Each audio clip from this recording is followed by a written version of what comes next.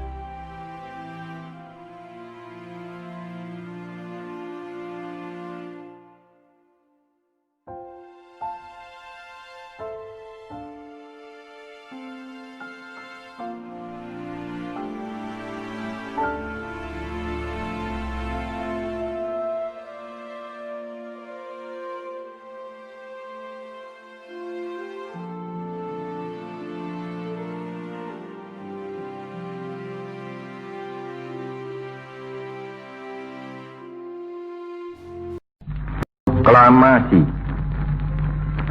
kami, bangsa Indonesia, dengan ini menyatakan kemerdekaan Indonesia. Hal-hal yang mengenai pemindahan kekuasaan dan lain-lain diselenggarakan dengan cara saksama dan dalam tempo yang sesingkat-singkatnya. Jakarta, 17 Agustus 1945, atas nama bangsa Indonesia, Soekarno-Hatta.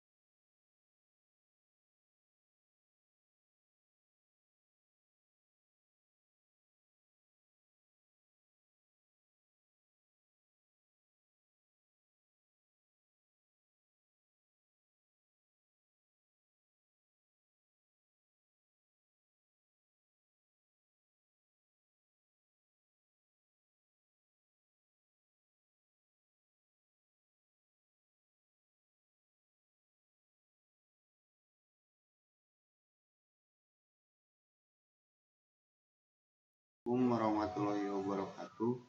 Di sini kami dari kelompok 7 akan menjelaskan tentang Pancasila dalam konteks ketatanegaraan Republik Indonesia. Perkenalkan, nama saya Muhammad Solihin dengan NIM 205060177. Pertama-tama, di sini saya akan menjelaskan tentang definisi ketatanegaraan. Menurut Kamus Besar Bahasa Indonesia, tata negara adalah seperangkat prinsip dasar negara yang mencakup peraturan susunan pemerintah, bentuk negara, dan sebagainya, yang menjadi dasar suatu negara.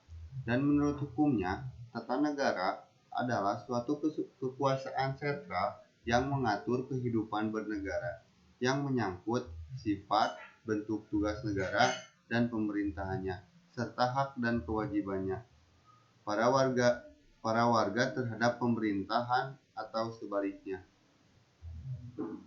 Yang kedua adalah Pancasila dalam konteks ketatanegaraan Republik Indonesia.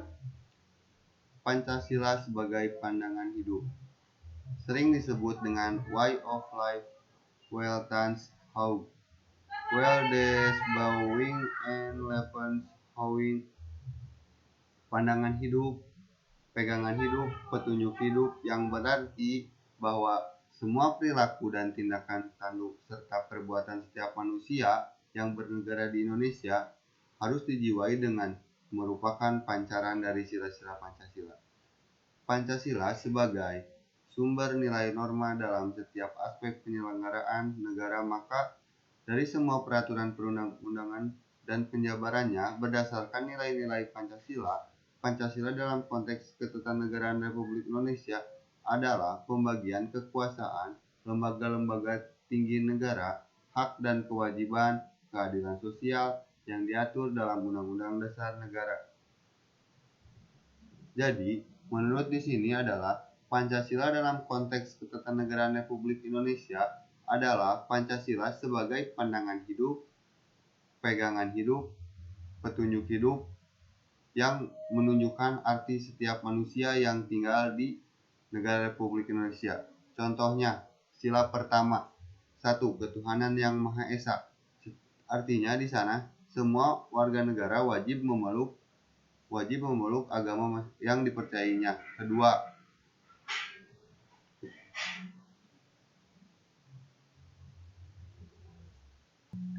kemanusiaan yang adil dan beradab. Artinya di sini pandangan hidup warga negara Indonesia harus memiliki rasa toleransi antara manusia dengan manusia, warga dengan warga, dan agama dengan agama. Dan sila-sila yang lain dan memiliki arti-arti yang lain. Mungkin presentasi yang akan datang yang ke depan akan dilanjutkan oleh rekan saya. Terima kasih. Nama saya Melinda Heristianda dengan NPM 2050188. Di sini saya akan melanjutkan presentasi yang sebelumnya sudah dipresentasikan oleh rekan saya. Di sini saya akan menjelaskan tentang Undang-Undang Dasar 1945. Apa sih yang dimaksud dengan Undang-Undang Dasar 1945? Undang-Undang Dasar 1945 adalah hukum dasar tertulis yang bersifat mengikat bagi pemerintah, lembaga negara, lembaga masyarakat, dan warga negara Indonesia dimanapun mereka berada, serta setiap penduduk yang ada di wilayah Republik Indonesia. Undang-Undang Dasar 1945 sebagai hukum yang berisi tentang norma, aturan, atau ketentuan yang harus dilaksanakan dan harus ditaati. Undang-Undang Dasar merupakan dasar hukum yang merupakan sumber hukum atau keputusan pemerintah. Bahkan setiap kebijaksanaan pemerintah harus berlandasan dan bersumber pada peraturan yang lebih tinggi dan tidak bertentangan dengan ketentuan-ketentuan Undang-Undang Dasar 1945.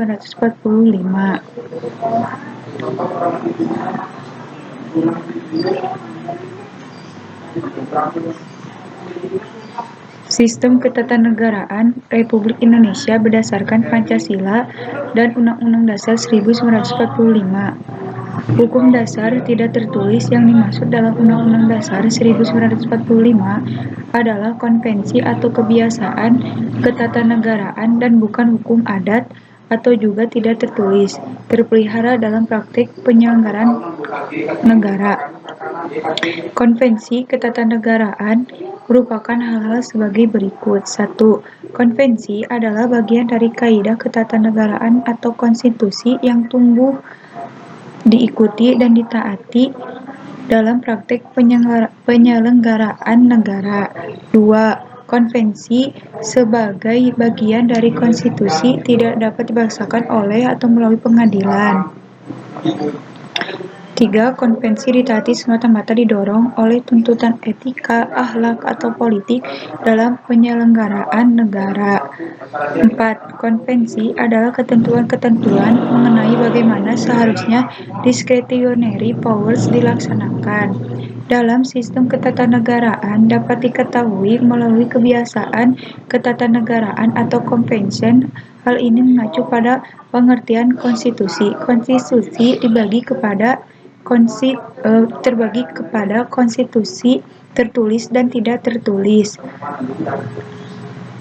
Konvensi atau hukum kebiasaan ketatanegaraan adalah hukum yang tumbuh dalam praktik penyelenggaraan negara untuk melengkapi, menyempurnakan, menghidupkan, mendinamisasi kaidah-kaidah hukum perundang-undangan. Konvensi di negara Republik Indonesia diakui merupakan salah satu sumber hukum tata negara. Mungkin sekian saja yang saya sampaikan, selanjutnya akan disampaikan oleh rekan saya. Pembahasan selanjutnya. Fungsi pembukaan Undang-Undang Dasar 1945. Fungsi dari Undang-Undang Dasar merupakan suatu alat untuk menguji peraturan perundang-undangan di bawahnya apakah bertentangan dengan Undang-Undang Dasar, di samping juga merupakan sebagai fungsi pengawasan. Adapun makna pembukaan Undang-Undang Dasar 1945. Makna pembukaan Undang-Undang Dasar 1945 merupakan sumber dari motivasi dan aspirasi perjuangan dan tekad bangsa Indonesia yang merupakan sumber dari cita hukum dan cita moral yang ingin ditegakkan baik dalam lingkungan nasional maupun dalam hubungan pergaulan bangsa-bangsa di dunia. Pembukaan yang telah dirumuskan secara padat dan hikmat dalam alinea 4 itu, setiap alinea mengandung arti dan makna yang sangat mendalam, mempunyai nilai-nilai yang dijunjung bangsa-bangsa beradab. Kemudian di dalam pembukaan tersebut dirumuskan menjadi alinea 4.